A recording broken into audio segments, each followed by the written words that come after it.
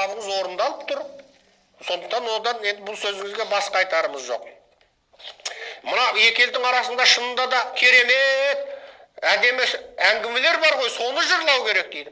Мысалы, екі елдің музыканты жаңағы Шән Шыңхай мен Байқадамовтың ауыр күндегі жаңағы достығы, Қазақстанның жасы Русланның Қытайдағы арнайы қан беруі, жаңағы беруі, Қазақстанның жас әншісі Димаштың Қытайдағы керемет табысты істері, бұлардың барлығын жазуға тиіс қой, ақ көк ана мынау дейді. Екі елдің досы.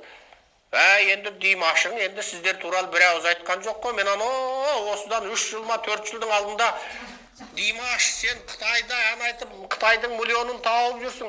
Бірақ ана жақта сен мәз болып аңырап, шыңғырып жүрген кезде миллиондаған қандасыңды жылатып жатыр, аңыратып жатыр деп Димашты сындағаным өтірік емес. Бірақ Димашың осы күнге дейін үнсіз отыр. Оған деп шыңғырғанға да жетеді. Басқа ештеңке керек емес, оған ақша керек.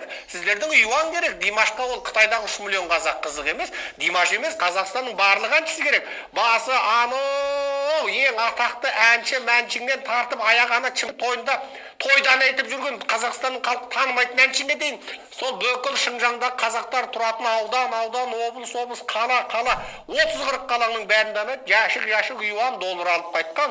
Бүгін солардың біреусі шығып Қытайда қандастармай деп солардың біреуі айтқан жоқ. Жаңағы әнші жұлдыздарың барғанда танымалы бар, танымалы емесі бар, бәрі барғанда Қытайдың қазақтары деген Құдай сақтасын тонна гүл ұсынып, олармен суретке түсуға сағаттап ол суретке тұрғанын олар ұмытып қалды бұл күнде. Сондықтан сіз олар жаңағы Димашты жырласын демейсіз, олар бүкіл әншілерді жырлай берсін. Енді қысқасы бүйтіп Азат Еуропа радиосын бүйтіп өлтіріп тұрып сындап